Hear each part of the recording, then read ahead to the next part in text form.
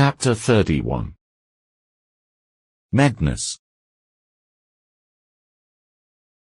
I woke up before her, still embraced by her, our bodies still intertwined, and the sensation that I hadn't slept had always been there. I saw her peacefully asleep. The gentle lines of her face, the soft way her chest rose and fell with each breath, slowly, very slowly, so as not to wake her. I managed to move away from her and get out of bed. I took a quick shower to wash off the salt still clinging to my body, and headed to the kitchen, where I prepared breakfast.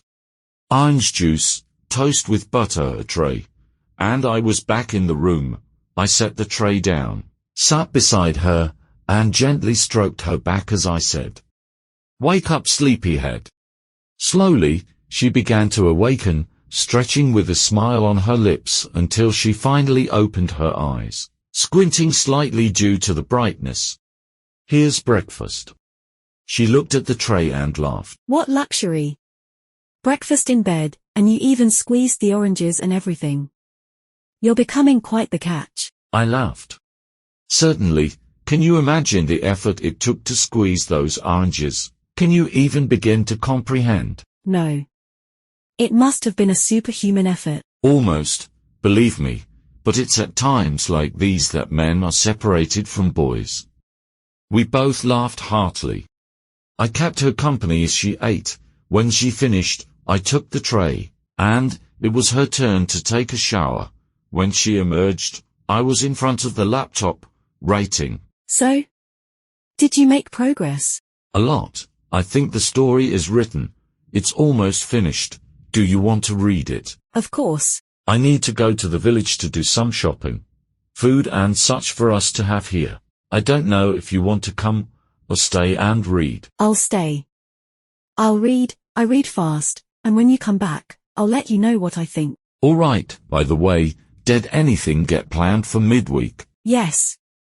When you come back, I'll tell you what happened yesterday. But, so you know, Laura is coming tomorrow morning, and he'll come here late Wednesday afternoon." "Okay, great, so now I know what I need to buy." I said goodbye with a kiss and left her sitting in front of the laptop reading. I took some time in the village, and when I returned, close to lunchtime, I entered the house, hands filled with shopping bags, and felt the air filled with the smell of cooking. I found her in the kitchen, with lunch almost ready. "It smells good," I said. "And it's going to taste even better." I began to put away the groceries. "So, did you read it?" "Yes. It's great. It just needs an ending to the story." I smiled. "Yes, it does, but you know, there are two things I wish were in that story." "Which are?" "First, I'd like to know more about the main character." "In what way?" "If there are more stories of goddesses, significant moments in common lives, little things that would define her even better, you know." "I see. It makes sense. And the second thing?" "Well, the second thing is to know why the character revealed herself this way, at this time. What her intentions were in laying all the cards on the table and explaining so much, talking about her story and experiences. What the goal was in the end. It's the character herself who claims that nothing is without interest, no matter how altruistic that interest may be." She looked at me in a cunning way.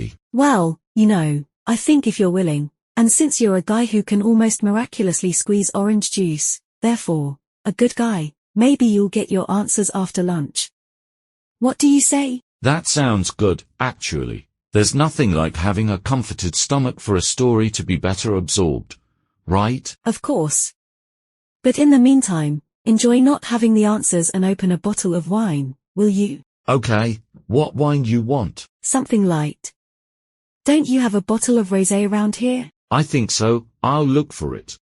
I found the bottle, opened it, and we had lunch in a cheerful mood, more than ever. I felt good about myself, and that made everything seem easy. After lunch, we went to the village for coffee.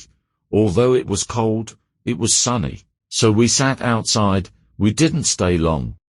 On the way back, she suddenly asked. So, what would you like to know about ordinary lives? Straight to the point, as I would say, almost always. Yes, besides, I think I shouldn't hide more than strictly necessary.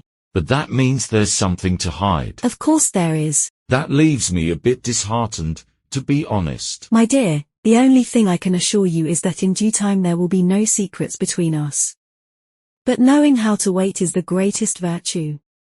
Can you be virtuous? I can try to be. Then that will have to do. She said with a genuine smile. But do you still want to know? Of course. What, exactly? Moments, relevant things, stories. She looked at me for a while, as I observed her from the corner of my eye, attentive to driving. You know, when I stopped being Isis, I was really tired of being considered and worshipped as a goddess. I decided to live ordinary, normal lives, like the one I lead today. I was everything you can imagine. Everything. Everything. From a prostitute in Babylon to a courtesan in Rome, from a nun to a witch, I was a priestess of myself. Imagine, I was everything you can imagine a woman to be. But were there no significant moments? They were all significant, in one way or another. They were all important for me to get here, now. It was as important to be noble as it was to be a beggar, believe me. It's hard for me to choose moments to tell you about. But if you had to choose one?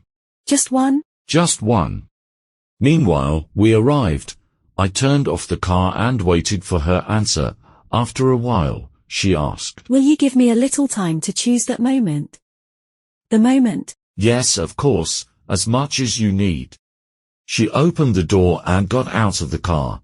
I did the same, went around the car, and followed her into the house. She went to the kitchen, and I went straight to the terrace, sat down, and lit a cigarette. Do you want anything from here? She asked from the kitchen.